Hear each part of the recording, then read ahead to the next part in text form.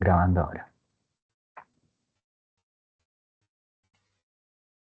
Ya, entonces deberían ustedes estar viendo la diapositiva en este momento y deberían estar viendo aquí la diapositiva específicamente de los tipos de hospedadores que existen con respecto a los virus.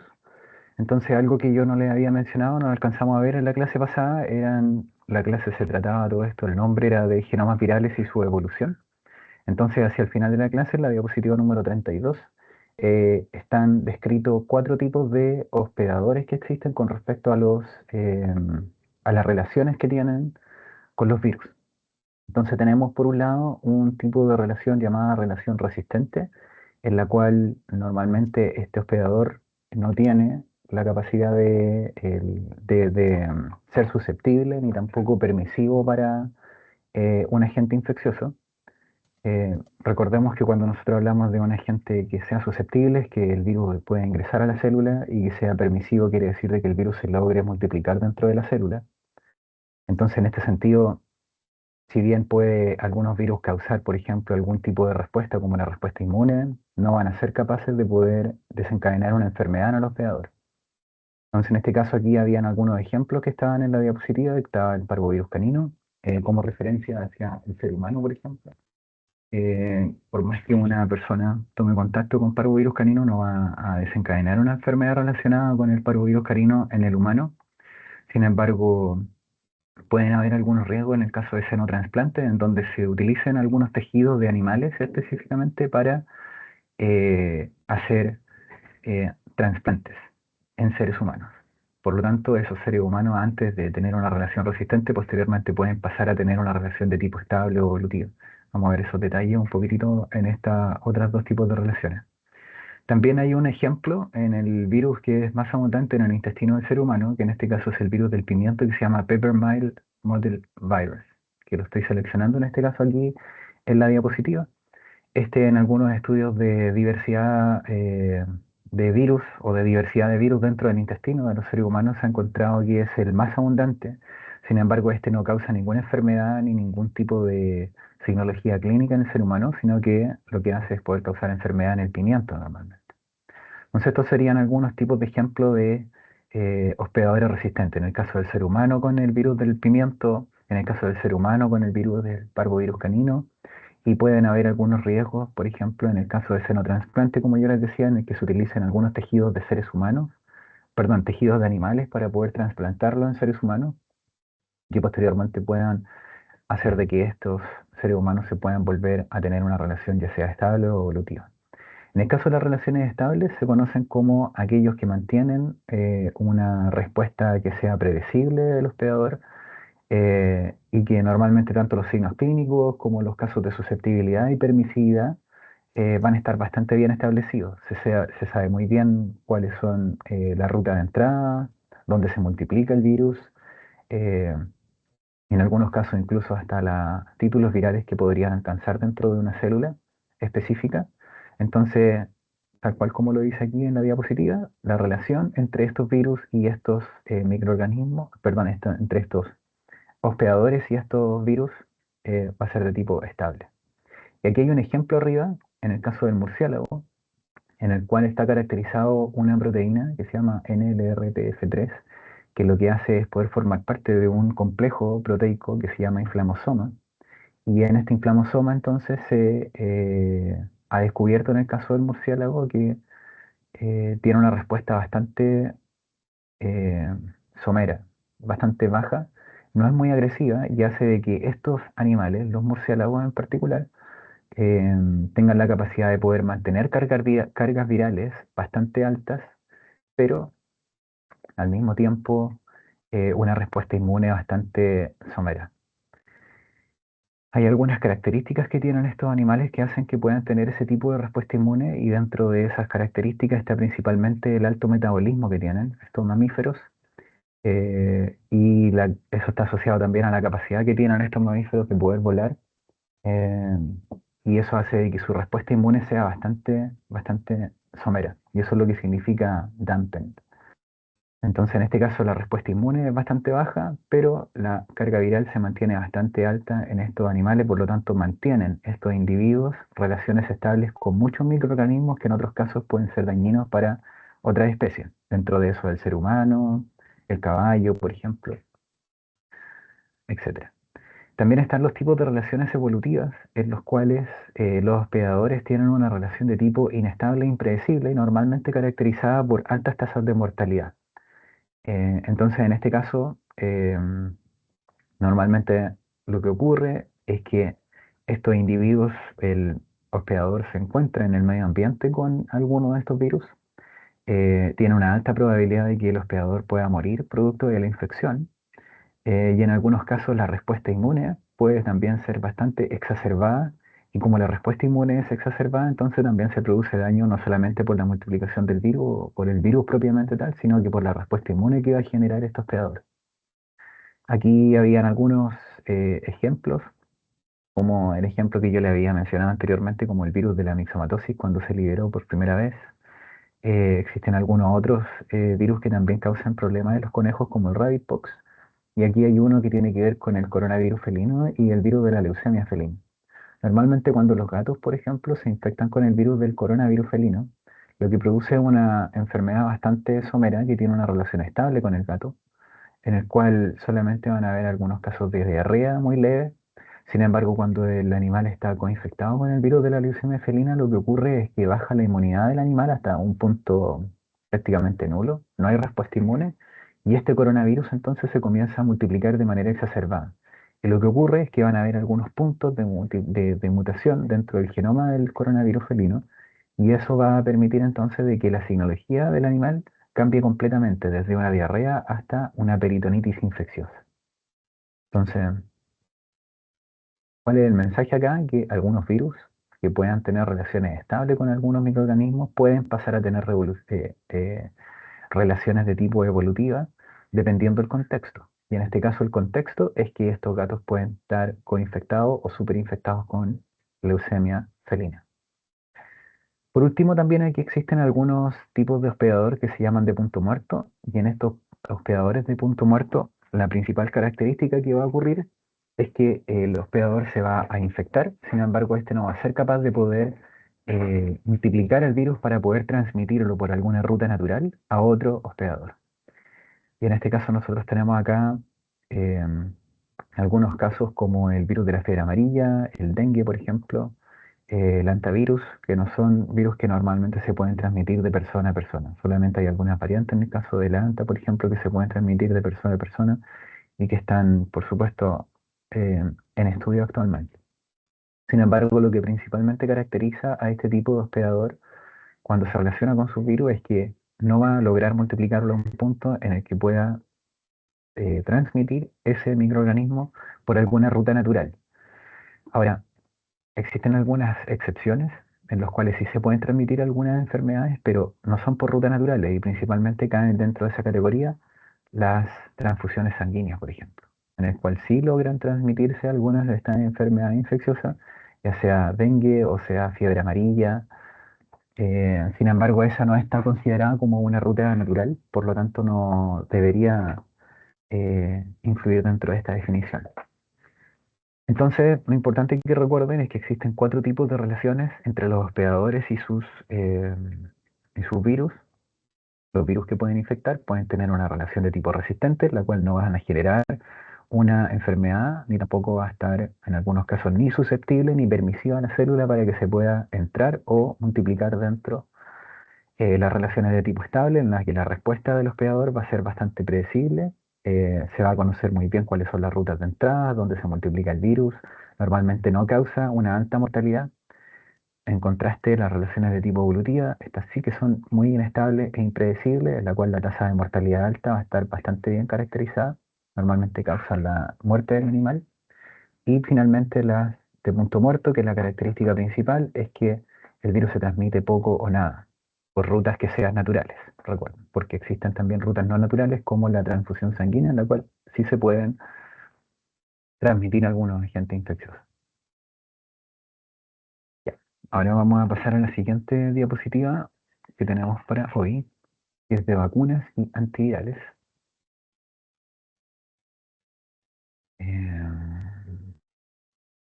Y esta que está acá. Las diapositivas igual yo ya se las dejé también disponible en el, en el correo electrónico. El resto de diapositivas también yo entiendo que todas las deberían ustedes tener y ya están compartidas. Así que si alguien tiene alguna duda de las clases anteriores que hemos visto, tiene que solamente preguntar ya. Eh, Se viene un poquitito más adelante la clase esta de revisión, en donde vamos a volver a repasar los conceptos más importantes para que ahí ustedes atiendan a esa clase. Lo que vamos a ver en esta clase de vacunas y antivirales son algunos principios, características de las vacunas, clasificaciones, orígenes, eh, cuál es la razón de ser también de algunas vacunas y de algunos agentes infecciosos que son potencialmente erradicables. También vamos a ver hacia el final algunas partes de los antivirales, si es que alcanzamos, también de los tipos de antivirales y vamos a ver algunos ejemplos más clásicos de antivirales que actualmente existen. Primero, algunos principios. Lo más importante es que nosotros debemos tener en cuenta es cuál es el objetivo que van a tener las vacunas. Y desde este punto de vista, nosotros vamos a considerar de que el objetivo de una vacuna va a ser principalmente poder gatillar una respuesta inmune, ¿ya? Una respuesta inmune que sea efectiva. Y puede ser bastante lógico que uno piense que tiene que haber, que llegó, que alguien tenga que generar una respuesta inmune posterior a que se aplique una vacuna. Sin embargo, cuando nosotros pensamos en el efecto o esta efectividad que menciona aquí la diapositiva, nos vamos a hacer referencia específicamente a esta inducción en la inmunidad, pero que va a ser solamente en una fracción de la población, no en la población completa. No necesariamente la vacuna tiene que ser efectiva para el 100% de la población, sino que en una fracción de la población. Y importante que esa fracción de la población que te genere esta respuesta inmune sea capaz de poder impedir que la transmisión ocurra persona a persona.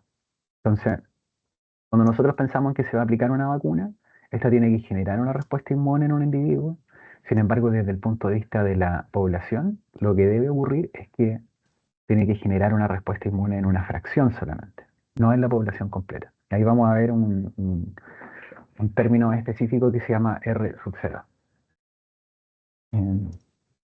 Segundo principio que estamos viendo acá, las vacunas son capaces de poder generar esta respuesta, pero también va a haber una respuesta inmune de tipo humoral, celular, pero hay una respuesta que va a tener que ver con una memoria inmunológica y que van a haber algunas células muy específicas capaces de poder generar esta memoria inmunológica, es decir, de poder recordar básicamente cuáles son los antígenos con los cuales está tomando contacto para después generar una respuesta inmune mucho más rápido, ¿ya? Vamos a ver también las características que tienen que tener algunos agentes virales que sean erradicables. Vamos aquí sí. Algunas características que deben tener algunos agentes virales, como les decía, que sean considerados como erradicables. No todos son considerados erradicables y hay algunas particularidades de los que sí pueden eventualmente ser. Nosotros ya habíamos hablado anteriormente en las clases sobre el virus que causa la poliomielitis y que existe un plan de erradicación actualmente. Entonces hay algunas características de ese virus que sería importante que ustedes las recuerden. Vamos a ver, como les decía, clasificaciones de las vacunas, los tipos de vacunas que existen y los tipos de vacunación, porque vacunación y vacuna son algunas cosas que son distintas. Es el acto de aplicar una vacuna y ahí existen dos tipos de vacunas, las activas y las pasivas, y dentro de estas tipos activas existen cuatro tipos de vacunas que son las inactivadas, atenuadas, subvirales, basadas en ácido nucleico. Y ahí les voy a mostrar un gráfico con cada una de ellas para que las puedan recordar bien. Lo primero, el impacto histórico cuando se han generado algunas vacunas para poder disminuir la prevalencia de enfermedades, y aquí estamos viendo dos ejemplos, uno en el caso de la polio y en el caso del sarampión. Si ustedes se fijan aquí, en el momento que está la flechita, en este eje nosotros tenemos los años y en este caso tenemos los casos reportados por cada 100.000 habitantes. Vemos que en el caso de en la poliomielitis, está aquí este registro desde 1940 hasta 1990. y vemos que después de que se implementó la primera vacuna inactivada y posteriormente la primera vacuna oral, que fue la que habíamos nosotros visto en la clase de la historia, creada por Sabin y Koprowski, la prevalencia de la enfermedad disminuye considerablemente. Entonces, cuando nosotros pensamos en cuál va a ser finalmente el impacto que van a tener las vacunas, va a ser este mismo que nosotros estamos viendo en este gráfico y que estamos viendo acá en el caso del sarampión. En el momento que se comienza a aplicar una vacuna, históricamente disminuyen progresivamente los casos de esta enfermedad infecciosa a lo largo del tiempo hasta que finalmente llega hasta un punto en el cual va a ser bastante cercano a cero, como lo que ocurre, por ejemplo, en el caso de la poliomielitis aquí en Chile. Aquí en esta tabla están algunos nombres de agentes virales en los cuales se han producido vacunas. Está la polio, sarampión, hepatitis B, rotavirus.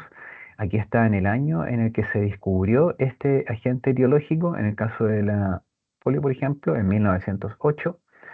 Sin embargo, aquí vemos de que el gráfico muestra desde 1940 en adelante, aquí desde 1908, y como yo les había mostrado a ustedes, habían algunos Egyptian stills en los que se habían piedras talladas, en los que se evidenciaban casos de poliomielitis histórico hace 2000 años atrás. Entonces, aquí también está la cantidad o el año en el cual fueron creadas las vacunas para los distintos agentes infecciosos y vemos la cantidad de tiempo que ha pasado desde que se crearon, o sea, de que se descubrió básicamente el agente infeccioso hasta que se creó la primera vacuna. Y vemos que en el caso de la polio son 47 años, 30, 16 para los distintos agentes infecciosos hacia abajo. Hay algunos que son más rápidos para poder generar las vacunas, mientras que hay otros que se demoran un poco más.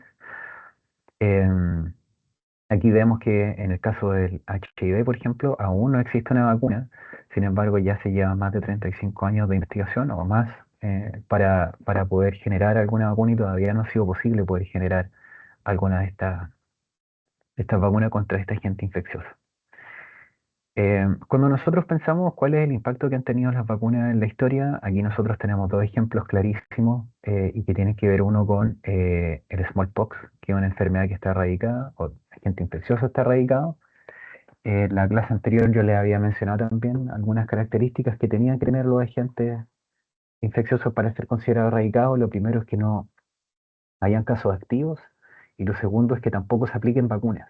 Entonces, en el proceso de erradicación tiene que haber un plan en el cual primero se agregue una vacuna y posteriormente se evalúe cómo ha ido la prevalencia de esta enfermedad.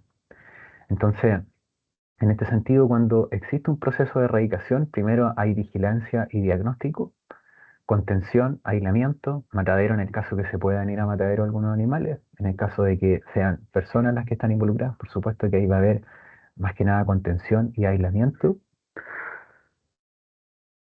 Posteriormente, tiene que entonces también haber medidas de control y de tratamiento. Cuando pensamos en tratamiento, vamos a pensar a lo mejor en algún antiviral que se puede utilizar para poder erradicar una enfermedad, pero lo que primero siempre surge son las vacunas.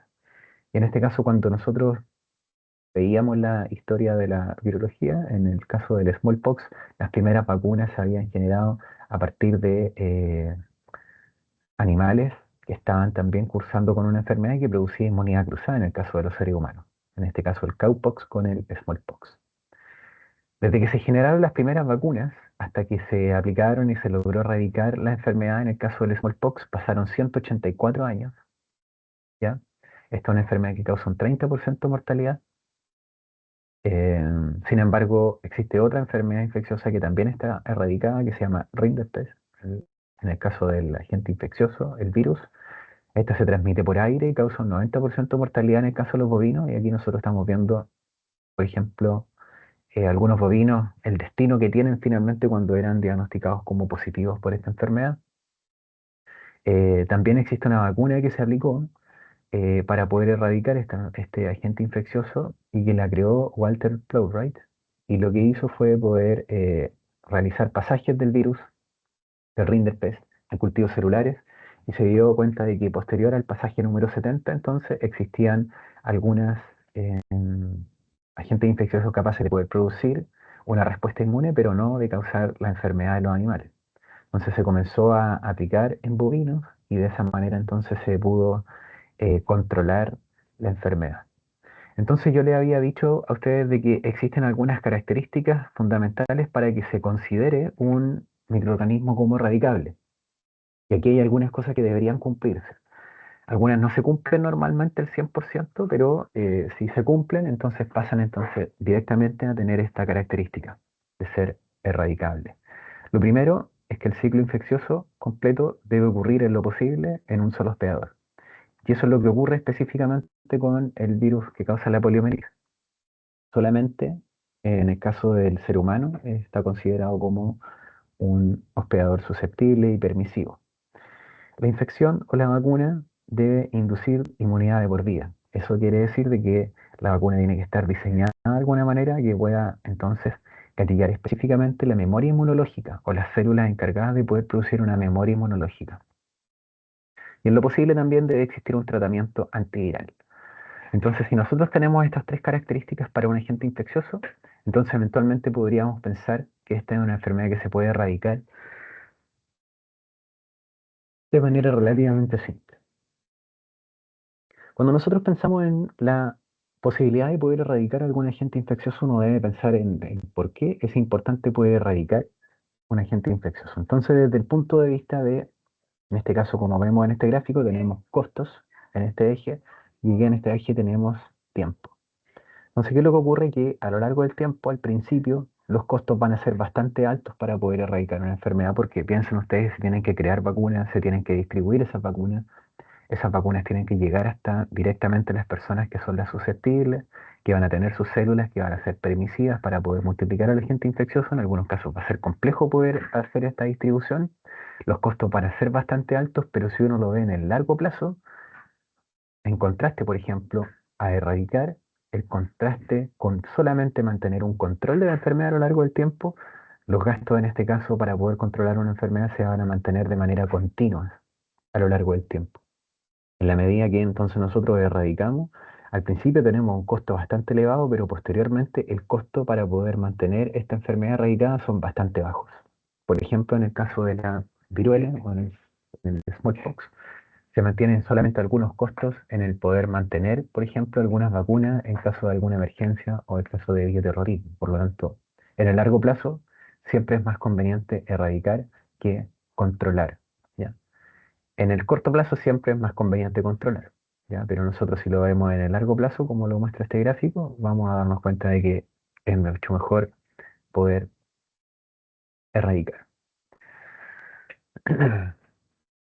Este proceso, entonces, como yo les decía, de inmunización o de vacunación que habíamos visto anteriormente, ya puede ser tanto activa, ya. En el caso de que sea activa, entonces se aplican algunas preparaciones virales, ya que pueden ser atenuadas o inactivadas. En este caso, cuando están atenuadas o inactivadas, se conocen con el nombre esta de virus muertos, específicamente estas que son inactivadas, porque se van a aplicar algunos químicos, agentes físicos que son capaces de poder romper la estructura, por ejemplo, de algunas proteínas para que puedan ingresar a las células, se pueden multiplicar, pero sí van a producir una respuesta inmune. Estas pueden ser solamente la parte de un virus, en el caso de algunas proteínas virales. Lo más importante acá es que tanto si son inactivadas, atenuadas o solamente son algunas partes virales que puedan ser capaces de desencadenar una respuesta inmune en el individuo. Por otra parte, existe una inmunización de tipo pasiva, y esta inmunización pasiva lo que hace es poder introducir los componentes de la respuesta inmune de un hospedador en otro hospedador. Entonces aquí, desde este punto de vista, tiene que haber un donante y tiene que haber un receptor. Este donante va a ser el que va a generar, por ejemplo, anticuerpos o células del sistema inmune y las va a entregar entonces a un receptor que va a recibir esta respuesta inmune y no va a tener que generar absolutamente nada. Desde ese punto de vista, el ejemplo más clásico que ustedes pueden recordar con respecto a la inmunización pasiva son estos anticuerpos maternos que le puede transmitir entonces la madre al feto. ¿Ya? Ahora, este traspaso de anticuerpos, en el caso de los seres humanos, no ocurre exactamente igual para todo el resto de animales. ¿Ya? Va a depender el tipo de placenta que tengan los animales para ver cuántos de estos anticuerpos se pueden transferir directamente hasta un animal. Eh, En el caso de las placentas que tienen una capa más delgada entre la madre y el feto, entonces pueden ocurrir estos traspasos de manera más libre. Pero hay algunos animales que tienen tipos de placentas que son epitelio corial, por ejemplo, en los cuales muy pocos componentes del sistema inmune van a poder ser pasados directamente a través de la placenta y van a ser pasados principalmente a través del calostro cuando los animales nacen. ¿Ya? En este ejemplo que nosotros estamos viendo acá en este gráfico, aquí vemos un gráfico que en el eje X tenemos tiempo, ¿ya? Desde que se concibe un individuo hasta que nace y posteriormente desde el nacimiento hasta que son adultos, desde el punto de vista adulto suficientemente maduros desde el punto de vista inmune. Aquí tenemos un periodo prenatal antes del nacimiento y un periodo postnatal. Y aquí estamos viendo que esto está en escala de años y esto estaría a escala de meses. Aquí nosotros lo que vemos es fracción de valores de anticuerpos. Básicamente, mientras más arriba están, aquí estarían en un 100%. Quiere decir de que de todas las inmunoglobulinas que se producen, en este caso, por ejemplo, serían IgG y llega hasta un punto en que solamente son IgG aquellos anticuerpos que van a estar circulando en el momento del nacimiento, un poquitito antes del nacimiento por lo menos, ya que se van a pasar a través de la placenta. Sin embargo, si nosotros vemos estos anticuerpos que se traspasan a través de la eh, placenta de manera pasiva, van a ir disminuyendo a lo largo del tiempo y van a ir aumentando ya algunos anticuerpos como los IgM. Y posteriormente estos anticuerpos IgM van a ser los principales que van a estar dominando ya, y no solamente los IgG o los IgA, también pueden haber alguna otra inmunoglobulina. Sin embargo, aquí lo importante es que cuando un individuo genera una respuesta inmune con un tipo de anticuerpo, posteriormente cuando son adultos, pueden volver a generar anticuerpos sin la necesidad de tener que mantener anticuerpos, títulos de anticuerpos altos a lo largo del tiempo, sino que pueden ir a haber pulsos de anticuerpos que van a ir subiendo dependiendo cuál va a ser el tipo de respuesta inmune que se va a necesitar en algún momento determinado. También existen ejemplos de inmunización pasiva, por ejemplo, en el caso de la administración de anticuerpos en humanos, en el caso de la mordida de un animal con rabia, existen estos anticuerpos que se llaman HRIG, Human Rabies Immunoglobulin. Hay más información también en la CDC y en este caso lo que hace es que se puede transmitir también estos anticuerpos directamente a una persona que haya sido mordida por un animal que directamente esté contagiado con rabia y que ya haya sido diagnosticado. Eh, Aquí hay un link también para que ustedes puedan ingresar y puedan ver algunos detalles. Este tipo de inmunización pasiva no es exactamente la misma vacuna que normalmente se aplica cuando una persona es mordida por un perro, ya que en ese caso se aplican inmunizaciones de tipo activa. Son básicamente algunos virus atenuados para poder generar una respuesta inmune en el individuo. Cuando uno ya tiene el diagnóstico del animal con rabia positivo, ahí se pueden utilizar este tipo de anticuerpos que son bastante más caros de poder utilizar. Son anticuerpos monoclonales que se utilizan solamente en casos de emergencia y en caso de que exista entonces un caso de rabia confirmado en un animal que haya mordido a una persona. Es decir, que se vaya a generar un cuadro de rabia directamente en una persona. Si nosotros pensamos en los tipos de vacunas o están divididas básicamente en la forma en cómo se realiza su manufactura. Aquí lo que nosotros vemos en el centro es un virus parental, ¿ya? Original. Y si nosotros, por ejemplo, realizamos una atenuación, ¿qué quiere decir que realicemos una atenuación? Una replicación en una célula competente, por ejemplo, y que después de distintos pasajes nosotros logremos encontrar que el virus ya está adaptado a ese cultivo celular o está adaptado a ese tejido embrionario, por ejemplo, de ese individuo.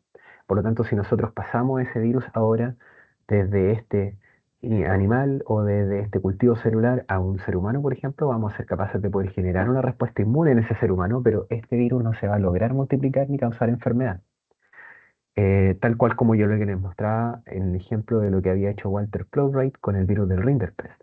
Había realizado 70 pasajes de este virus en cultivo celular, por lo tanto el virus estaba adaptado a ese cultivo celular y ya no generaba la misma enfermedad y servía para poder realizar algunos tipos de vacunaciones. En el área veterinaria, las vacunas que existen están principalmente en este lado, en la atenuación. Por otro lado, nosotros si tenemos un virus original y lo inactivamos, ya sea con formaldehído o pueden ser también inactivados con calor o con luz ultravioleta, nosotros lo que vamos a hacer es poder destruir esta partícula viral, destruir sus proteínas de superficie, destruir sus membranas citoplasmáticas, en este caso si es que tiene una bicapa lipídica, la membrana bicapa lipídica, algunas proteínas que pueden ser parte de la cápsida, entonces básicamente lo que nosotros entregaríamos sería un conjunto, una solución que va a tener tanto proteínas virales como algunos coadyuvantes de la vacuna. Entonces estos adyuvantes y estas proteínas virales van a ser capaces de poder generar una respuesta inmune, pero este microorganismo no va a ser capaz de poder multiplicarse dentro de las células. Van a ser solamente partes de este virus las que van a generar la respuesta inmune. Por otra parte, si nosotros tenemos a este agente infeccioso y a este agente infeccioso nosotros le sacamos el material genético y logramos, por ejemplo, generar alguna proteína a partir de solamente el material genético, clonándolo, por ejemplo, en algún vector, o generando, por ejemplo, alguna eh, partícula viral, como un VLP, poder posteriormente aplicar este VLP o esta partícula viral en una solución también con adyuvantes normalmente que son capaces de poder generar esta respuesta inmune o que ayudan a que la proteína viral genere la respuesta inmune, hacen normalmente estos ayudantes que sean más susceptibles, más llamativos estas proteínas a las células presentadoras de antígeno y finalmente entonces van a ser capaces de poder generar una respuesta inmune.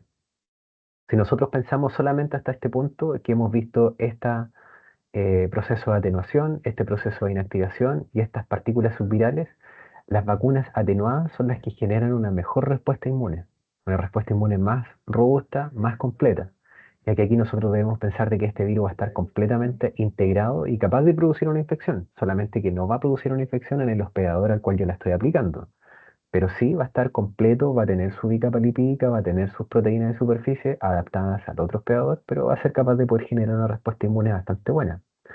Después vienen las vacunas que están inactivadas, estas vacunas que solamente van a tener disrupción en alguna de las proteínas y que a lo mejor no va a causar infección, pero la respuesta inmune normalmente no va a ser tan buena como el virus que va a estar atenuado. Y por su parte, las partículas subvirales en algunos casos pueden generar respuestas inmunes bastante robustas, pero en otros casos no van a ser igualables a las de las vacunas que son atenuadas. Entonces, estas de acá siguen siendo las que principalmente em, las más populares o las más eficaces desde el punto de vista de la respuesta inmune que producen los individuos. Otro tipo de vacuna que se genera también y que han sido recientemente publicadas es que si nosotros tenemos el material genético de este hospedador, perdón, de este virus, nosotros lo podemos purificar desde esta solución y posteriormente integrarlo directamente completo en el genoma de una bacteria, ¿ya? O también lo podemos integrar completo dentro del genoma de algunos plasmidios que son capaces de poder integrar genomas grandes o trozos de material genético completo. En el caso, por ejemplo, de los cosmos. En el caso de los cosmis, estos se han utilizado para poder incluir partículas virales, genomas virales de herpes virus, de virus pox, ¿ya? Como les decía, la principal ventaja que tienen es que pueden permitir la inclusión de un material genético grande dentro de ese plasmidio y posteriormente entonces este plasmidio ser transfectado en una línea celular X y generar entonces estas partículas virales a partir de esta infección completamente artificial. También existen algunas vacunas de RNA que estarían dentro de este mismo espectro, en el cual solamente se necesita que se genere un RNA mensajero y ese RNA mensajero es el que se va a aplicar en el individuo y finalmente se va a producir la respuesta inmune, ¿ya? Desde este punto de vista, entonces, cuando se genera una vacuna, uno debe comprenderla o entenderlas que las vacunas lo que hacen es poder educar a nuestro sistema inmune y generar una memoria inmunológica, y en esto van a estar envueltos tanto los linfocitos T como los linfocitos B. Eh, Posteriormente, estos linfocitos T y linfocitos B van a ser los que se van a encargar en poder generar una respuesta inmune posterior a una primera infección, ¿ya? Lo que van a hacer finalmente es que eviten la aparición de signología clínica. A ver, un segundo. ¿Sí?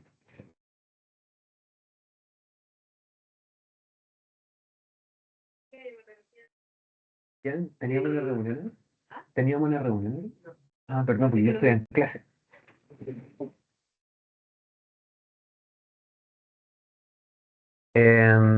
Entonces, como les decía, estas células son las que se van a encargar de poder generar una respuesta inmune posterior a una primera infección. Entonces, en este caso, por ejemplo, ¿qué es lo que nosotros vemos en este eje? Aquí tenemos un título de anticuerpo, básicamente. Mientras más alto estaría en esta columna, más alto sería el título de anticuerpo y aquí nosotros tenemos tiempo. Entonces, en este periodo de tiempo tenemos una respuesta inmune inicial, en la cual entre 7 a 14 días, por ejemplo, se puede generar una respuesta inmune producto de una primera contacto con un antígeno y posteriormente estos anticuerpos van a disminuir. Sin embargo, van a haber algunos linfocitos T y linfocitos B que van a quedar ya en la memoria inmunológica y que finalmente después de años pueden generar una respuesta inmune recordando algún antígeno con el cual habían tomado contacto anteriormente. Entonces aquí lo que va a ocurrir es que en esta primera infección, probablemente por este bajo título de anticuerpos se pueden generar bastante signología clínica y posteriormente cuando estos títulos de anticuerpos aumentan a lo largo del tiempo, posterior a varios años, entonces lo que van a hacer principalmente disminuir la signología clínica eh, en el individuo, ¿ya? Gracias a esta memoria inmunológica. Aquí nosotros podemos ver la respuesta de dos vacunas, y aquí es cuando yo les mencionaba anteriormente que habían algunas vacunas que son más efectivas que otras.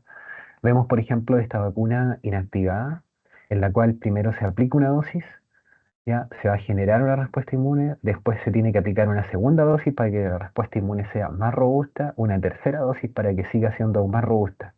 Dentro de este grupo nosotros vamos a tener las vacunas que son inactivadas, las vacunas también basadas en ácidos nucleicos, como las vacunas de RNA, y también en algunos casos estas vacunas subvirales, en los cuales se va a necesitar aplicar una y otra dosis para poder entonces generar una respuesta inmune robusta a lo largo del tiempo.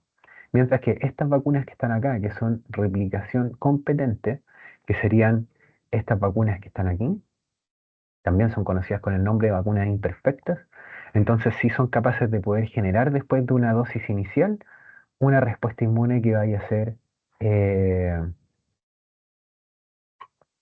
mucho más robusta a lo largo del tiempo sin necesidad de necesitar una segunda dosis.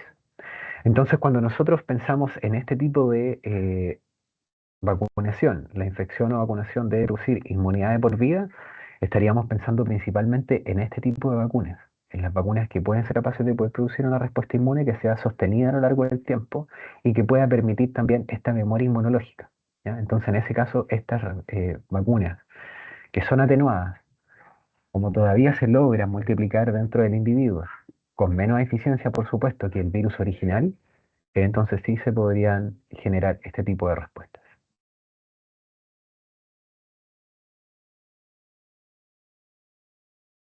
Y les voy a mostrar también un ejemplo que tiene que ver con la vacuna que se produjo al principio, la vacuna polioral para la poliomielitis. Entonces, en este caso, lo que nosotros vemos es que tenemos una célula humana, por ejemplo, en la cual va a tomar contacto con el virus que causa la poliomielitis. Aquí ustedes pueden ver que hay un asunto gráfico en donde el receptor calza completamente perfecto con la proteína viral. ¿Qué es lo que ocurre? Que cuando nosotros ponemos en contacto este virus que causa la poliomielitis en contacto con las células de humano, aquí el virus va a lograr ingresar, se va a multiplicar, va a generar viriones, ¿ya? Y posteriormente cuando se encuentran con una célula que no va a ser susceptible, entonces ese receptor no va a ser completamente, eh, o esta célula no va a ser completamente susceptible y no va a permitir el ingreso de este virus hacia la célula. ¿Qué es lo que sucede? Que con el tiempo, cuando entonces este virus va a tomar contacto con esta célula receptora, como van a tener un tipo de relación probablemente al principio resistente, pero que se va a ir haciendo permisiva con el tiempo, va a pasar a tener un tipo de relación ya sea estable o evolutiva, sea cualquiera de los dos casos, se van a generar algunos virus que sí sean mayormente susceptibles o que sí puedan entonces multiplicarse bien en la célula, en este caso del mono.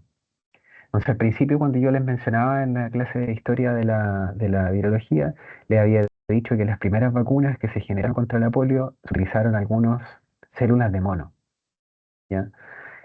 Posteriormente se utilizaron células de testículo de mono, células de riñón de mono, y finalmente, después de los distintos pasajes en células de mono, el virus de la poliomielitis entonces era bastante, eh,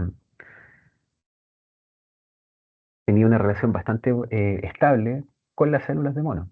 Y fueron ocurriendo algunos cambios, específicamente en la proteína B1, en la BP3, en la BP4, y más importante que en todos esos segmentos, yo les había mencionado que existía una modificación específicamente en el 5' UTR, en esta región que era UTR Untranslated Region, la cual no genera ninguna proteína, pero sí, entonces era capaz de poder haber una modificación ahí que podía impedir que se genere enfermedad, pero que sí se produzca una respuesta inmune, básicamente generar una vacuna.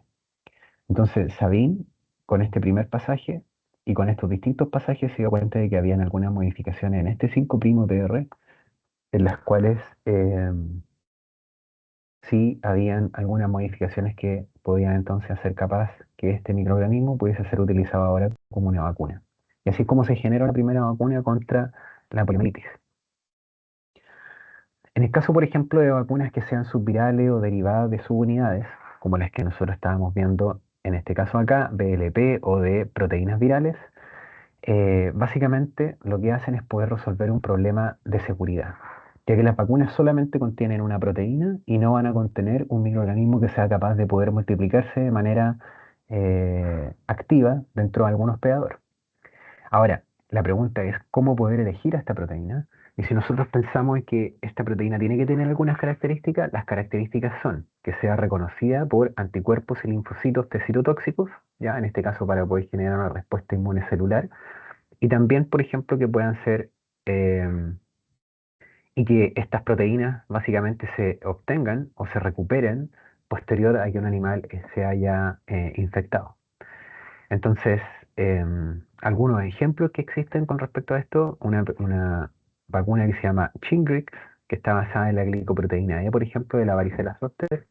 Eso lo que hace es poder evitar la propagación célula a célula, porque solamente es una proteína que va a generar una respuesta inmune que va a estar, obviamente, presente en este virus de la varicela zoster, pero solamente es una proteína, por lo tanto no pasa absolutamente nada, solamente se genera la respuesta inmune.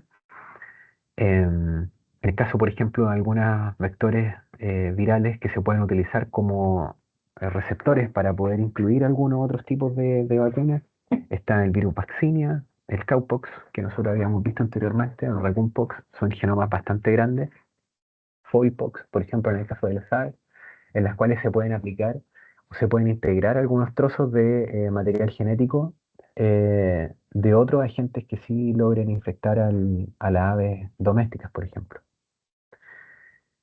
Eh, este ejemplo que está acá en esta imagen, aquí hay algunas vacunas que son entregadas a animales de vida silvestre, ¿ya? Animales de vida silvestre, y se dejan normalmente en el bosque para que estos animales la puedan consumir y de esa manera entonces puedan estar vacunados también contra la rabia y específicamente contra el, el ciclo silvestre de la rabia. Porque como ustedes eh, seguramente lo deben saber, el virus de la rabia se transmite desde los murciélagos, ¿ya? Y existe un ciclo doméstico en el cual se puede infectar eventualmente un perro y este perro puede infectar a un ser humano y puede causar un caso de rabia, que normalmente es fatal, causa con la muerte termina con la muerte de, en este caso, el ser humano.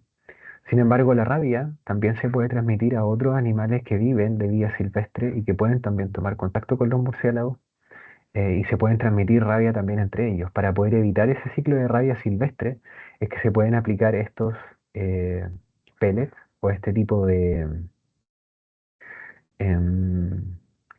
de pellets o de taco o de alimento que es bastante apetitoso para los animales de vida silvestre, lo consumen y cuando lo consumen entonces están consumiendo algunos de estas, eh, el virus vaccinia, que es el virus cowpox que causa en este caso enfermedad en la vaca.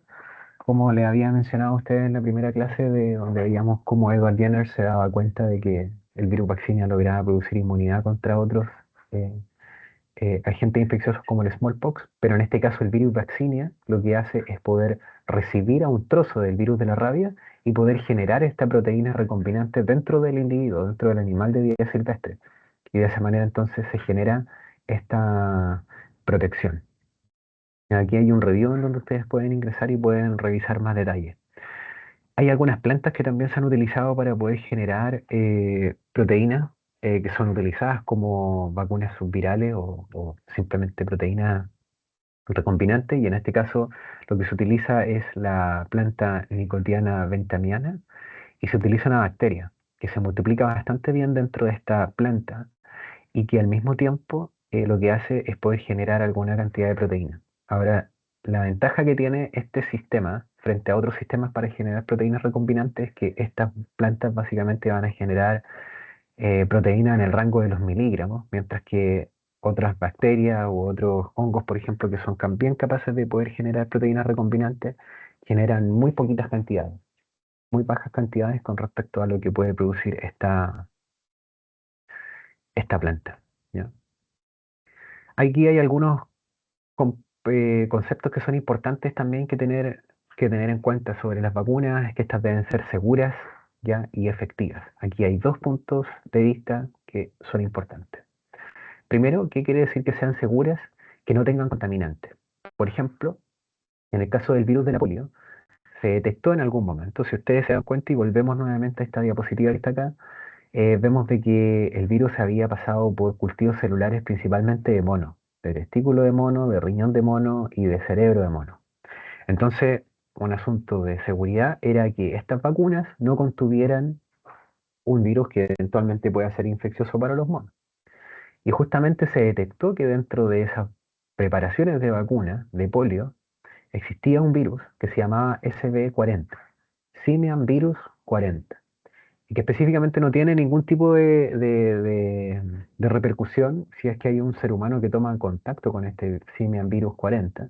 Sin embargo, desde el punto de vista de la seguridad, lo importante es que las vacunas solamente tengan lo que se necesita, o la proteína que se necesita, o el agente infeccioso que se necesita, pero no que tenga otros virus.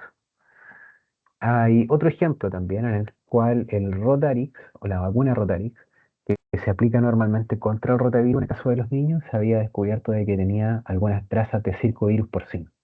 Sin embargo, este circovirus porcino que estaba en la vacuna Rotarix que se aplica a los niños no tenía ningún tipo de repercusiones negativas en el caso de los niños. Pero nuevamente, este virus y este virus que están acá, por supuesto que no deberían pertenecer a la preparación de la vacuna contra la polio ni la vacunación contra el rotavirus A. Otra característica también con respecto a la seguridad es que en lo posible las vacunas no tengan esta reversión a la virulencia. Y en este caso, aquí es importante porque en el caso de la polio existen problemas con respecto a la reversión a la virulencia. Y una vez que entonces los animales perdón, una vez que las personas se vacunen, lo que ocurre es que este virus va a pasar por el sistema, el tracto digestivo de estas personas, y una vez que el virus sale por el tracto digestivo, entonces estos virus que causaban o que estaban atenuados, que ingresaban como vacuna en ese hospedador, ahora por las heces van a salir virus que sean capaces de poder causar enfermedad. Entonces ahí tenemos un problema de reversión a la virulencia. Pues nuevamente el virus vuelve a obtener, en este caso, este virus atenuado recupera su capacidad de poder volver nuevamente a un virus parental.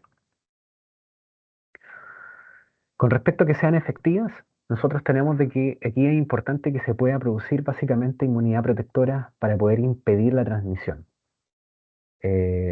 Entonces, no es necesario y que absolutamente en el 100% de la población se alcance una inmunidad protectiva, sino que solamente en una fracción de la población. Entonces, aquí nosotros tenemos que van a haber algunas enfermedades infecciosas en donde el nivel de población tiene que ser, o de población que tenga que estar vacunada, tiene que ser más alto que en el caso de otras que van a tener menor nivel de transmisión. Vamos a ver algunos ejemplos, sobre todo con el caso del sarampión, que al ser un virus que es altamente infeccioso, se necesita vacunar una gran porción de la población para poder impedir la transmisión. Em, Aquí básicamente va a existir una probabilidad de transmisión persona a persona y nosotros lo que debemos hacer con estas vacunas entonces es poder detener esa transmisión de persona a persona, ¿ya? Es decir, poder llegar hasta ese umbral crítico en el cual nosotros vamos a producir básicamente una inmunidad de rebaño. Entonces aquí vamos a ver un poquitito más en detalle qué es lo que significa este inmunidad de rebaño. Básicamente, el umbral crítico va a variar dependiendo de la enfermedad en la cual nosotros estemos estudiando, el modo de transmisión de la enfermedad que nosotros estemos estudiando y de los reservorios naturales que existen. Van a ver estas tres dimensiones. Primero, ¿por qué va a ser importante que nosotros conozcamos la enfermedad? Porque hay algunas enfermedades que son más transmisibles que otras. Hay algunas enfermedades como por ejemplo el antivirus que yo les mencionaba, ahí nosotros no vamos a tener directamente una transmisión persona a persona. Existen solamente algunos ejemplos de algunas variantes del virus que se pueden transmitir persona a persona, pero no es común. Entonces, en ese caso, básicamente no es tan importante que se logre encontrar una vacuna para poder detener la transmisión porque la enfermedad no se transmite. Pero existen otros casos en los cuales eh, los casos secundarios que van a existir a partir de un caso van a ser muchísimos. Entonces, por ejemplo, en el caso del sarampión, un caso de sarampión activo puede infectar o producir 16 casos de sarampión en personas que sean susceptibles. Entonces, un caso puede generar 16 casos. Va a ser distinto, por ejemplo, en el caso de la influenza. En el caso de la influenza se puede generar 3 casos o 4 casos, entre 2 y 4 casos, a partir de un caso positivo. Por lo tanto, la influenza sería menos transmisible que el sarampión. Entonces nosotros deberíamos llegar a una vacunación de más individuos en el caso del sarampión que con el caso de la influenza. Aquí tenemos algún otro ejemplo. La viruela, por ejemplo, la inmunidad de rebaño se alcanza con un 85% de la población vacunada. Es decir, si el 85% de la población se vacuna y tiene una respuesta inmune eh, buena, entonces nosotros vamos a evitar la transmisión y vamos a evitar la transmisión por contacto directo. En este caso, como la transmisión es por contacto directo, ya, el modo de transmisión aquí también varía. Si es por contacto directo, nosotros dependemos básicamente de que un individuo se encuentre con otro individuo para generar un caso secundario. Ahora, si solamente están en contacto, pero no en contacto directo, ya tocándose o compartiendo algún tipo de implemento que ha tomado contacto con los dos, con el individuo infectado, entonces no va a haber transmisión. En el caso del sarampión, por ejemplo, se debe vacunar a un 95% de la población para poder entonces impedir la transmisión. Entonces, por lo tanto, este porcentaje o el porcentaje para poder alcanzar la inmunidad de rebaño depende básicamente del R sub 0. Y el R sub 0 no es nada más ni nada menos que la cantidad de casos secundarios que ocurren a partir de un caso primario. Y aquí yo les voy a dejar la tarea de que ustedes puedan ingresar a este link de YouTube para que puedan ver este video. Nosotros lo vamos a volver a ver en todo caso en la clase de repaso que tengamos más adelante, para que nuevamente podamos volver a este punto del R sub 0, porque para mí sería súper importante que ustedes lo logren retener y lo logren entender súper bien. Con el material que está hasta ahora aquí en esta clase y con la grabación, que yo también la voy a compartir con ustedes, ahí ustedes van a poder volver a repasar nuevamente este R sub 0 con lo que está aquí en esta clase, pero les pido por favor de que puedan ingresar a este link y puedan escuchar la definición de R sub 0, ¿ya? Y la vamos a volver a ver también en el repaso. Existen, por supuesto, algunos problemas para poder superar el umbral crítico que se necesita, ya como habíamos visto en el caso de la viruela, el 85% que se tenga que vacunar, en el caso, por ejemplo, del sarampión, que el 95% se tenga que vacunar. ¿Cuáles son los principales problemas? Uno, que es súper importante, cómo llegar hasta los distintos lugares para poder vacunar a las personas. Y aquí se muestra este dron, por ejemplo, que lo que hace es poder entregar vacunas en África, en lugares en donde es súper difícil el acceso. No se puede llegar por tierra, solamente se puede llegar por aire, pero por supuesto llegar por aire toma tiempo, toma recursos y muchas veces Los recursos humanos son los que se encuentran en estas distintas poblaciones, pero no se encuentran las vacunas propiamente tal. Entonces aquí en esta fotografía está mostrando orgullosamente un dron capaz de poder entregar vacunas en África en algunos lugares sumamente remotos. ¿Ya? Además, este dron va a mantener esta vacuna a la temperatura adecuada, por supuesto, y se va a poder entregar la vacuna a la temperatura adecuada, en el lugar correcto, etcétera. Muchas veces los formatos son difíciles de poder, para poder entregar una vacuna. Hay mucha gente, por ejemplo, que le tiene miedo a la aguja, por lo tanto no van a vacunarse porque se tiene que pinchar y es un miedo irracional, por supuesto, pero por supuesto un miedo que va a impedir que la persona vaya hasta el lugar y se pueda vacunar. Entonces, en esos casos, por ejemplo, se pueden utilizar algunos de estos formatos en un parche de silicona, básicamente, con microagujas, y que lo que se hace es poder aplicar esto en la piel y de manera lenta se va entregando aquí el- la vacuna para que el individuo pueda generar una respuesta inmune y por supuesto esto que está atrás es un dedo, por lo tanto esta parche con microaguja es muy pequeñito y por supuesto que no duele absolutamente nada. Por último, también tenemos a las personas que directamente no se quieren vacunar. Y en este caso, ustedes lo que pueden ver acá en esta imagen, la voy a aumentar un poquitito para que la puedan ver bien. Al principio existía alguna resistencia por la sociedad inglesa antivacuna, ¿ya? Sociedad, era una sociedad antivacuna directamente, que decía que las personas no se tenían que vacunar contra la viruela, contra el smallpox, con la vacuna que producía o el agente infeccioso que producía inmunidad contra el smallpox, que era el cowpox, porque decía que cuando las personas se vacunaban, finalmente iban a terminar con trozos de vaca en algunas partes de su cuerpo. Aquí ustedes pueden ver cómo, por ejemplo, una vaca está saliendo por la pierna de esta persona, otra vaca está saliendo por acá, por abajo de la falda de alguien, de la boca, del brazo, de la nariz. Entonces existía este mito de que cuando las personas se vacunaran contra el smallpox, con esta vacuna que ellos sabían que era cowpox, era una enfermedad de em, de los bovinos, pensaban de que iban entonces a aparecer mágicamente estos bovinos desde la piel o desde el cuerpo de ellos mismos. Entonces, un ejemplo de sociedad antivacuna, por supuesto que hoy día la sociedad antivacuna o los grupos antivacunas eh, normalmente mencionan de que ocurren problemas de autismo, por ejemplo, de algunas trazas de metales pesados que pueden estar presentes en las preparaciones de vacunas. Sin embargo, eso también ha sido bastante descartado por la sociedad científica. Vamos a ver ahora la parte de antivirales. Aquí hay algunos principios que son importantes que se consideren con respecto a los antivirales. Primero es que deben ser potentes y variados. Variados con respecto al target que van a tener en la célula para poder impedir la multiplicación viral. ¿Ya? Aquí es importante que se considere de que tienen que ser suficientemente potentes para poder exterminar completamente a la población viral. Recuerden ustedes que nosotros habíamos visto anteriormente un concepto llamado cuasi especie. Y este concepto cuasi especie habla de que se pueden encontrar algunas variantes del virus que puedan multiplicarse actualmente y que puedan llegar a modificarse lo suficiente para poder escapar a una respuesta inmune o poder escapar a un antiviral. Entonces, cuando se escapan algunos virus en los cuales se aplican estas drogas antivirales, básicamente lo que se va a permitir es que se pueda generar resistencia a estas drogas antivirales, ya que todos estos antivirales que nosotros vamos a ver tienen un mecanismo de acción bastante específico. Básicamente, estos antivirales se van a enfocar en bloquear algunas funciones del virus, tales como, por ejemplo, la entrada, evitar que el microorganismo entre, el desnudamiento, eh, de poder bloquear, por ejemplo, algunas proteínas reguladoras, como enzimas o proteínas que sintetizan ácidos nucleicos. Mm.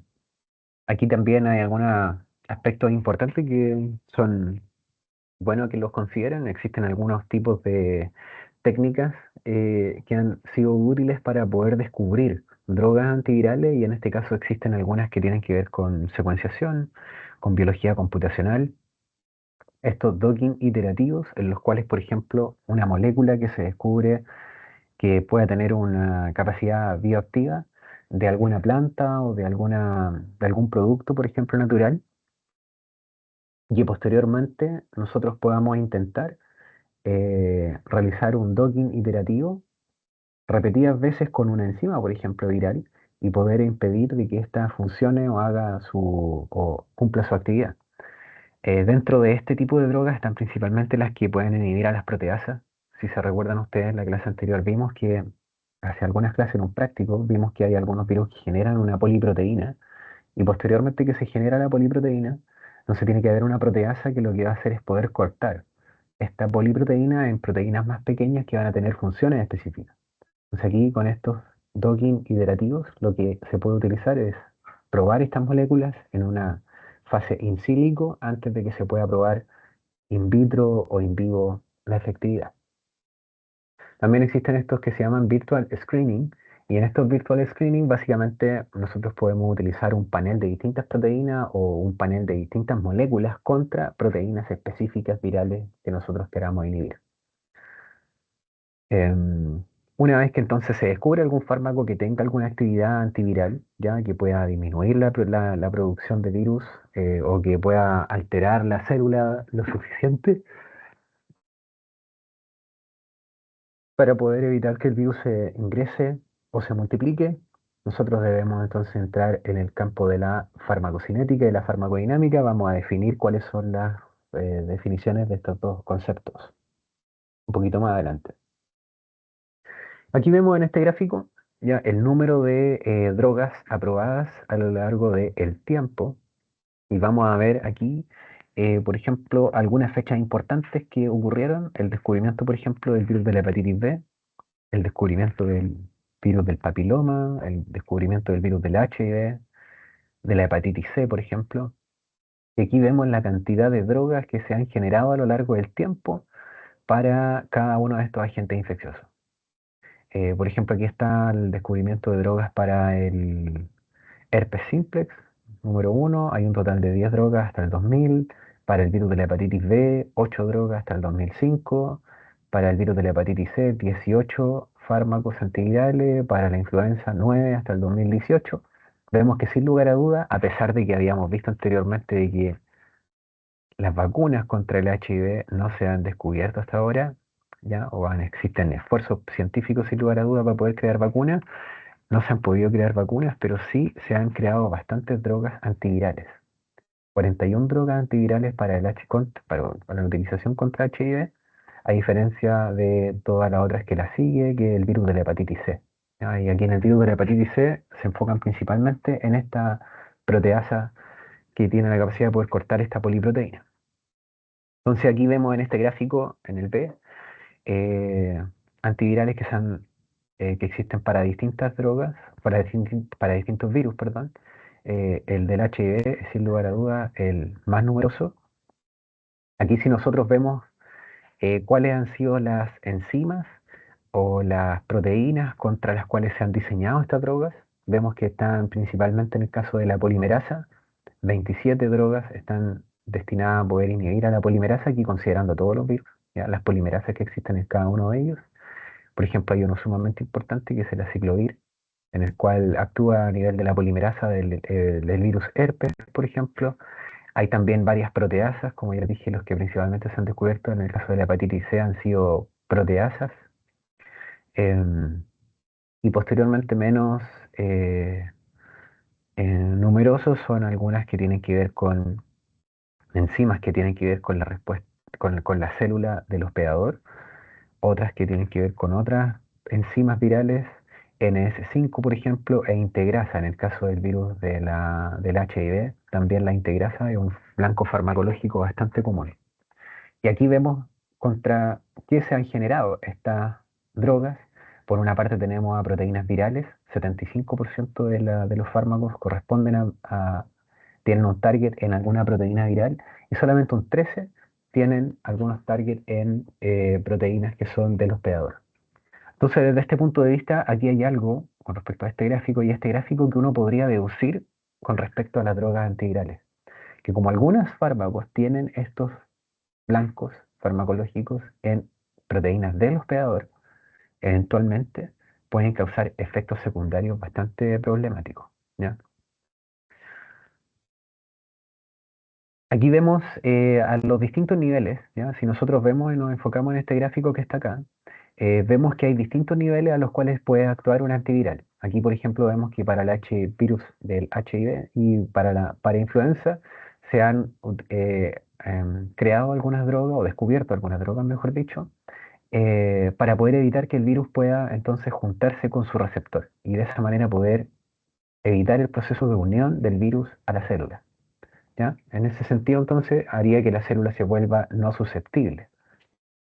Sin embargo, si es que el virus logra ingresar, existen algunas drogas en las cuales se pueden aplicar para poder evitar de que el virus se desnude, ¿ya? O que penetre. Como en el caso del virus de la influenza y el virus del HIV, vamos a ver algunos ejemplos de antivirales también que se aplican a este nivel. En el caso de que el virus ingrese, se desnude y entonces esté en formato de RNA, aquí debería ocurrir un proceso de síntesis de RNA normalmente, pero hay algunas drogas que entonces evitan de que se pueda multiplicar el RNA. Aquí, si ya se multiplica el RNA y entonces pasamos nosotros al procesamiento de la poliproteína, aquí vamos a tener principalmente algunos fármacos que van a inhibir a estas proteasas para poder digerir esta poliproteína. Y aquí tenemos el caso del virus del HIV y también el virus de hepatitis C. En el caso de la replicación del DNA y el RNA, tenemos varias drogas que van a evitar, como habíamos visto anteriormente, la principal target de las drogas antivirales están enfocados en la polimerasa, entonces están enfocados principalmente en este punto, tanto para el virus de la hepatitis C, influenza, hepatitis B, HIV y herpes virus. En el caso de que haya un proceso de integración en el material genético del hospedador, producto de integrasa, ahí hay drogas que específicamente se han diseñado para el HIV y también a nivel del ensamblaje. Y si ya pasa por todos estos puntos en donde existen algún tipo de droga que se puede utilizar, también se puede evitar la liberación del virus desde la célula. ¿Ya? Aquí hay un requisito importante que tienen que tener las proteínas virales para poder entonces generar un antiviral y que esa proteína sea druggable. Y druggable significa básicamente de que esta proteína se puede eventualmente inhibir con la acción de alguna molécula, ¿ya? Con la molécula que nosotros descubramos. Entonces, que sea druggable, entonces quiere decir de que eventualmente tenga un sitio activo y que ese sitio activo nosotros lo podamos manipular para poder evitar de que esa enzima logre funcionar de manera normal y permitir un proceso de infección, ¿ya? Aquí vemos algunos blancos farmacológicos, por ejemplo, que están específicamente diseñados en el hospedador. Por ejemplo, para determinar este tipo de target se debe conocer los genes y las proteínas del hospedador, ¿ya? Y que son esenciales para la entrada o la multiplicación viral.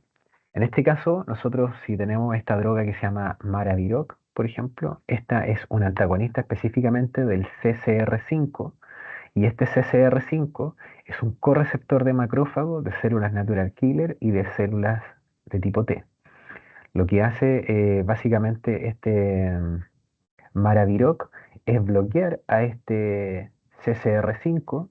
Entonces, después cuando viene este GP120 y este GP41, que van a ser las proteínas virales que van a tomar contacto con este CD4 y con este CCR5, que es el correceptor, que lo que va a hacer es poder fijar esta proteína GP20 a esta proteína CD4, la va a fijar y va a permitir entonces de que el virus pueda ingresar a la célula.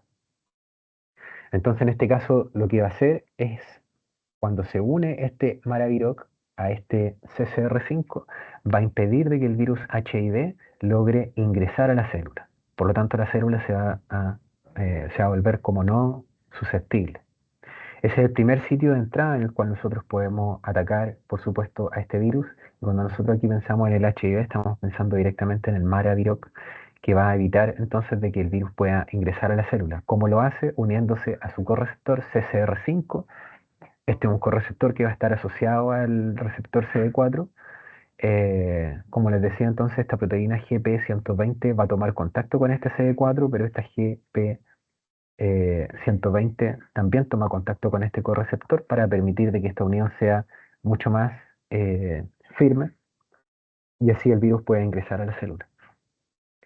¿Qué es lo que es importante considerar cuando existen algunos blancos farmacológicos en el hospedador y no en el virus propiamente tal? Es que van a tener una toxicidad aumentada, porque esta molécula se va a unir a este receptor CCR5, pero por supuesto que ustedes entenderán de que la única función de este receptor CCR5 no es fijar a la proteína GP120 para que pueda ingresar el virus a la célula, sino que va a tener un conjunto de actividades que van a tener relación con la respuesta inmune de este hospedador.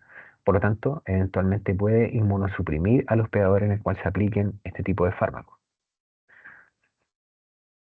Si nosotros pensamos en la seguridad de las drogas antivirales, vamos a tener algunos aspectos que son importantes considerarlo. Y desde el punto de vista de la teoría, ustedes deben conocer que existen dos índices normalmente, ya que son importantes a considerar. Uno es el índice citotóxico y el otro es el índice terapéutico.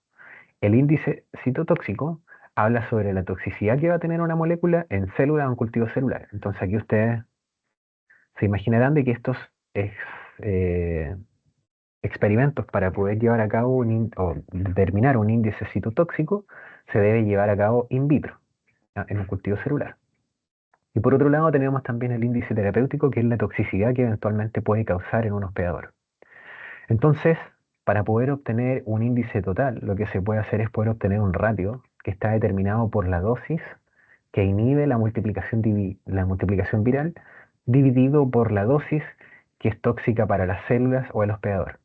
Entonces nosotros aquí lo que deberíamos hacer es poder dividir, básicamente, por ejemplo, si nosotros necesitamos 1 miligramo para poder inhibir la multiplicación viral, em, necesitaríamos, por ejemplo, 1000 miligramos para poder causar problemas en célula o problemas en los hospedadores a los cuales se aplique esta droga antiviral. Entonces siempre es preferible que la dosis a la cual se genere un problema en el hospedador o en un cultivo celular sea mucho más alto que estos índices que se permiten generar una inhibición de la multiplicación viral. Entonces, básicamente ahí es cuando se va a obtener entonces este ratio, ya en el cual va a haber, se puede determinar qué tan tóxico es el fármaco.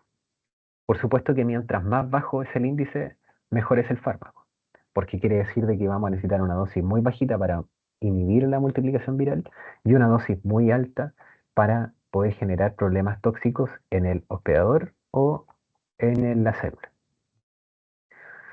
Entonces aquí van a haber distintos intervalos de dosis. Por ejemplo, si nosotros, aquí aparece la dosis más baja como una dosis como una dosis óptima.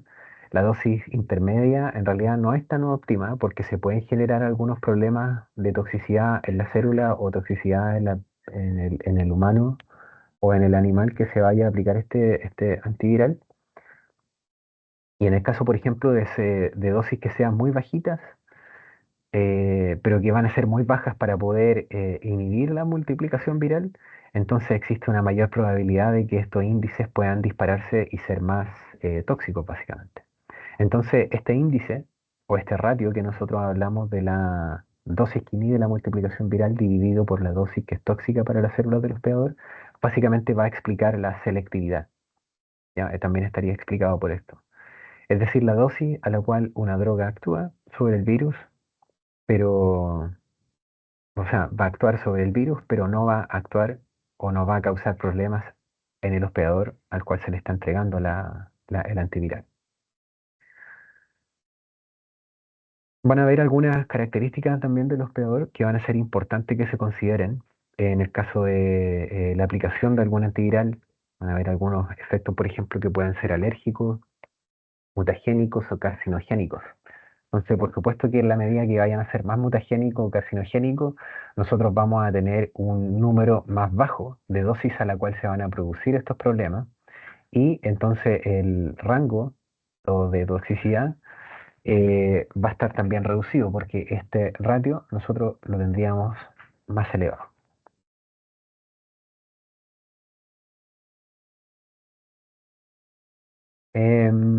Aquí también una cosa que siempre es importante considerarla es que los nombres de los fármacos van a tener básicamente tres dimensiones. Por un lado va a estar el nombre químico, el nombre genérico y el nombre comercial. El nombre químico, básicamente el nombre científico, que normalmente se encuentra en publicaciones. El nombre genérico va a ser el nombre que se le va a entregar a algún organismo, por ejemplo, la FDA o el Ministerio de Salud aquí en Chile, y que le va a permitir entonces su comercialización o su conocimiento entre distintas farmacias o las personas que van a consumir el fármaco, o cuál lo puede recetar también el médico. Y por otro lado está el nombre artificial o el nombre comercial que le van a entregar las farmacias. Y en ese caso sería cada uno de los nombres que va a tener la caja, básicamente. Aquí hay algunos casos, en el caso de los antivirales, la mayoría termina con el sufijo vir, por ejemplo. Existen algunos anticuerpos monoclonales que terminan normalmente con el nombre MAV. De hecho, veamos nuevamente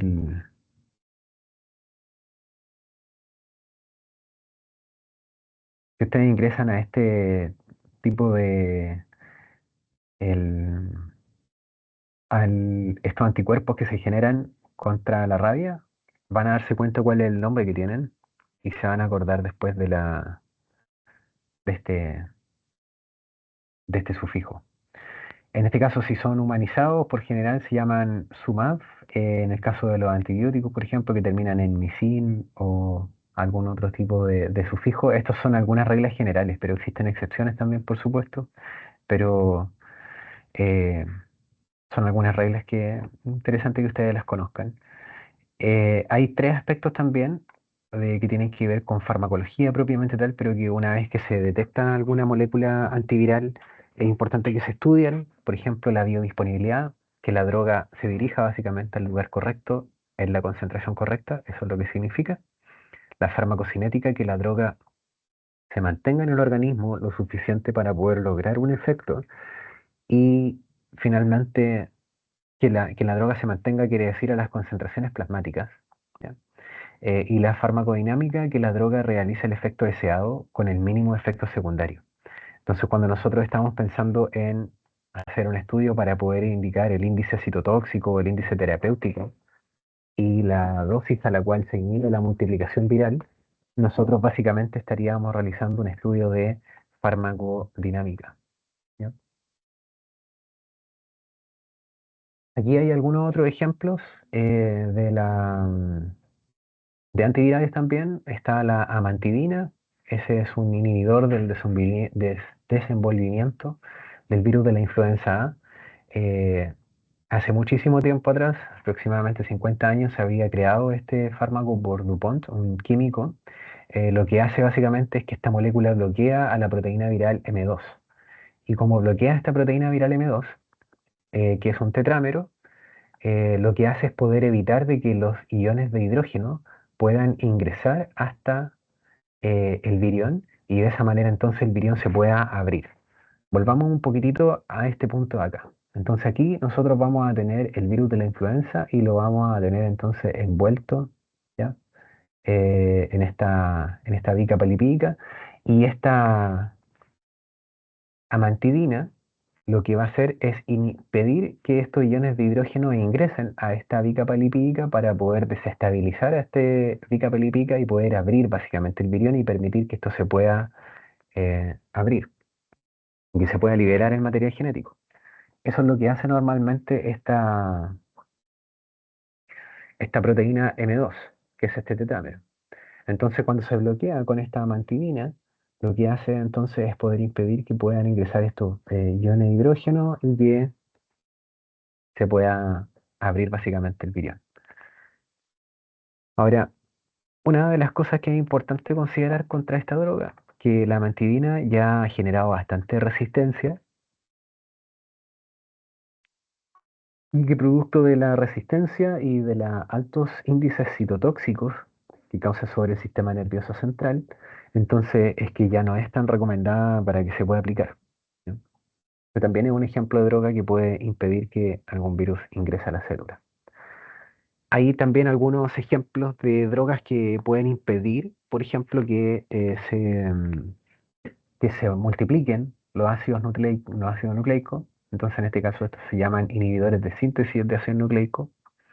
Si nosotros volvemos nuevamente acá a esta parte, se van a acordar de que Gran parte de los antivirales que existen actualmente disponibles tienen su target en la polimerasa, por lo tanto inhiben síntesis de ácidos nucleicos.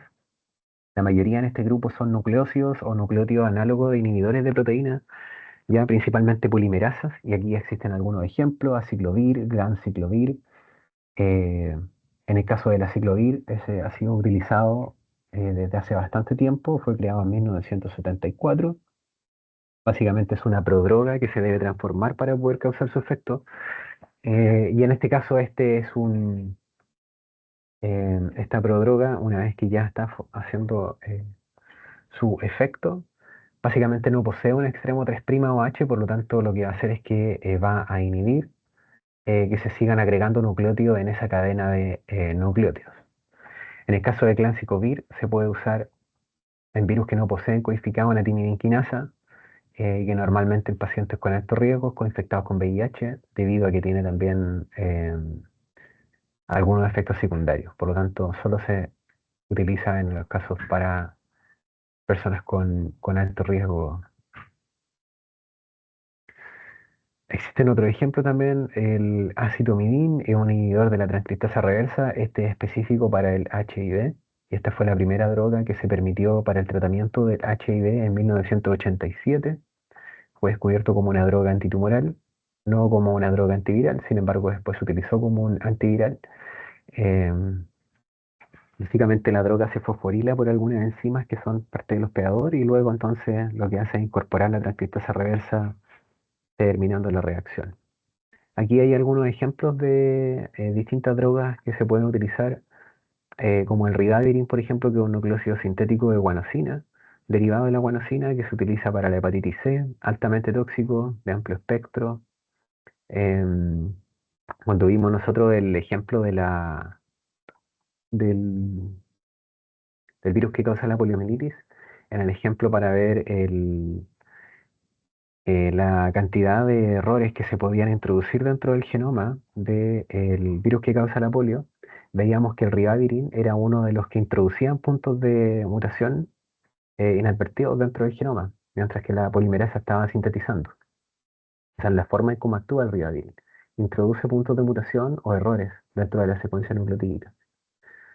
Existen algunos, el penciclovir, aciclovir, que se utilizan para herpes virus, ganciclovir, que se utiliza en el caso del citomegalovirus, y todos estos básicamente inhiben síntesis de ácidos nucleicos, ¿ya? Son los más numerosos. Esta es una diapositiva de resumen en la cual se puede mostrar, por ejemplo, algunas drogas que evitan la entrada, por ejemplo, de un virus, como el del HIV. Existen también algunos que inhiben la retrotranscriptasa reversa, la acidomicina, acidotimidina, nivapirina, algunos que inhiben a la integrasa. Aquí está el realtegavir, el dolutegavir, y algunos que inhiben algunas proteasas, ya, virales. Y finalmente, para terminar esta diapositiva, en donde ahí van a ver, ustedes van a tener al menos la tarea de poder buscar algún fármaco aprobado en estudio que sirva para cada uno de estos pasos, la multiplicación del virus de la hepatitis C. Entonces, si ustedes buscan con Web of Science algunos fármacos que existen aprobados actualmente, van a encontrarse con algunos que puedan inhibir la entrada, otros que puedan inhibir también proteasas, inhibidores de polimerasas, por ejemplo, eh, inhibidores acá de la NS5A y de la CYP-A. Con que encuentren un ejemplo de cada uno de estos para poder complementar básicamente y tener un esquema bastante similar, así como lo tenemos acá para el virus del HIV, para que lo tengan para el virus de la hepatitis C. Eso es lo que tenía preparado para hoy día. Igual más abajo aquí hay algunos resúmenes y clasificación de drogas según su mecanismo de acción. Están también todos bastante bien eh, clasificados para que ustedes lo tengan y lo tengan para estudio más adelante. También clasificación de vacunas según el método a utilizar. Eh, Aquí se sigue, por ejemplo, con vacunas vivas atenuadas, vacuna inactivadas, vacunas en subunidades. Simplemente para que lo puedan revisar y puedan estudiar si es que están interesados poder ahondar un poquitito más en en este, en esta, en este detalle. Hacia el final también ustedes van a encontrar explicación de los términos, qué es lo que significa el Basic Reproductive Number, que es el R sub 0 o esto que nosotros vamos a volver a ver en la sesión de repaso, que era esto que está acá. ¿Se recuerdan que yo les decía que las vacunas no necesariamente tienen que tener o tener un efecto en el 100% de la población, sino que hay un porcentaje y que esto va a estar estrechamente relacionado con cómo se puede evitar la transmisión de una enfermedad de un individuo a otro? Entonces, aquí está la explicación básicamente qué es lo que es el Basic Reproductive Number con las fórmulas que se pueden aplicar para poder calcularlo y también hay un script en Python y si ustedes quieren lo pueden utilizar para poder realizar un cálculo del R sub 0 en alguna enfermedad con datos especiales. Esto ya es un poquito más avanzado, pero si ustedes lo quieren explorar y de repente tienen dudas, me pueden consultar. ¿Hay alguna duda o consulta con la clase que hayamos visto ahora? Profe, Dígame. de- ¿eso está en el PPT que subió? Eh, ¿Lo pueden ver en el PPT que subí o a lo mejor no está en el PPT que subí? No, no está, lo revisé recién. Ya, entonces lo que voy a hacer es poder transformar esta clase a PDF y ahí lo voy a poder entonces dejar disponible para ustedes en ese formato. Vale, gracias. Ah, y otra, Ya, mañana el práctico es a qué hora. a ver, veamos el programa porque esos- alguien me había venido a consultar la otra vez también por un práctico que teníamos, pero no sé si era exactamente el mismo. A Es que ver, bueno, dijo que un práctico era a las 10. sí, veamos esto al tiro. Ya, entonces ahora estamos a 21, estamos acá, vacunas y antivirales.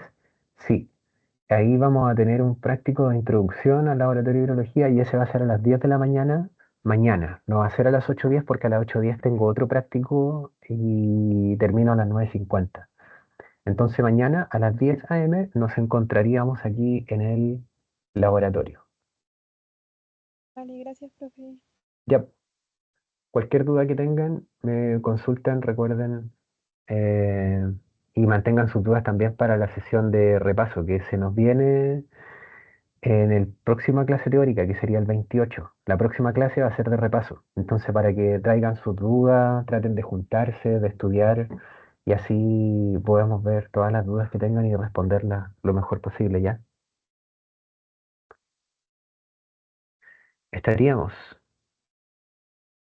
Vale, profe, gracias. Ya, que estén muy bien.